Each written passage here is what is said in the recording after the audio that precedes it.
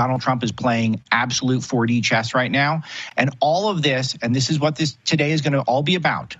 We have tariff wars breaking out. We got a big speech breaking out. All of it is about China. No one understands this, but this is all about China. Let me start with what's going on with these tariffs. Tariffs are now in place on Canada and Mexico, 25% starting today. He's also raising tariffs on China by 10%. Canada has now threatened retaliatory tariffs against us, and a lot of people didn't believe that Trump would go through with it. They didn't believe that he would actually enact these things because the Republican Party, the conservative movement for so long, has always been allergic to the idea of tariffs. We've always thought that tariffs are just going to raise prices on Americans. What they are is they're a tool. They're a tool used to gain leverage globally.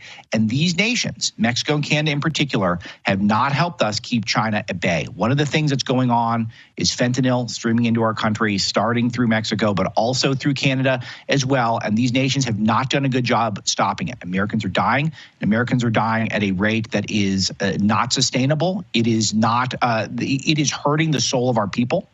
And a lot of this is coming directly from China, and no one is seemingly willing to crack down on it. Trump is doing what he can. He's got the border enforcement going. He's got ICE at the border. We're trying to shut things down, but it's not enough. He needs to convince these governments that they need to start helping us out some more. So he's putting the pressure on.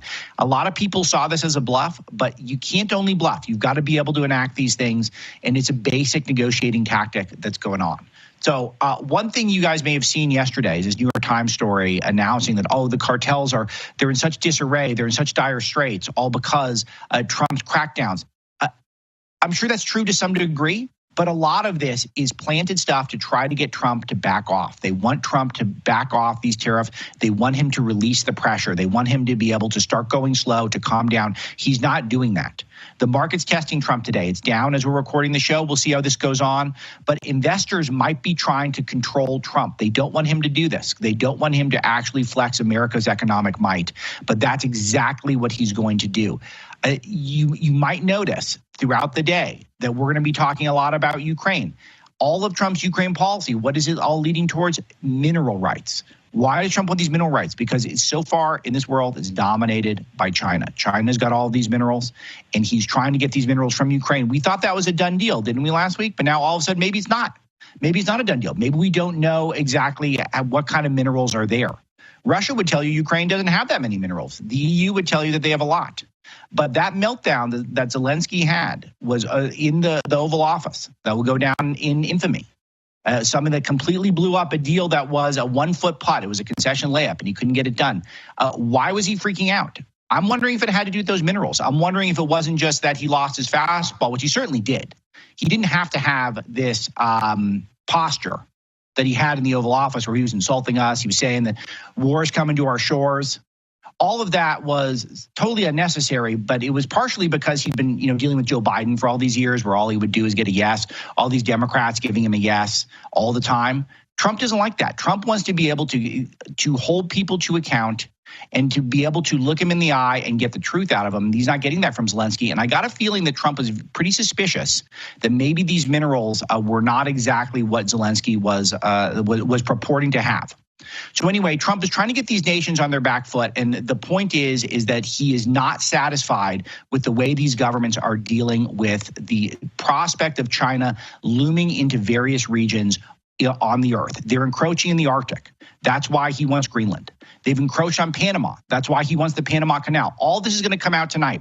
I just want to break down China's relationship with Canada. This is super important because when you look at Canada, Canada has had Chinese secret police in their country. They've had their level 4 biolab infiltrated by Chinese. 2 Chinese nationals connected to the Wuhan lab and infiltrated the Chinese biolab. There have governments, businesses, institutions, political parties. China tried to interfere in Canada's election to help Justin Trudeau win. So there's a national public inquiry into this, and nothing was done about it. There's no significant regulation that's being done to curb China's infiltration into Canada. So they're in Mexico via the fentanyl. They're in Canada via those ports. They're in Greenland, essentially, via the Arctic. They've got dominance over our minerals throughout the world. Trump's sick of this stuff. You see this thing that's happened in Vancouver money laundering, of trying to get Chinese money into Canada to try to be able to power through and be able to get things they want. There's a strategy they have called the Vancouver model, where you bring money into a casino and then you can bring it home. They wash money through Canada. And it's so common that they've actually named it the Vancouver model.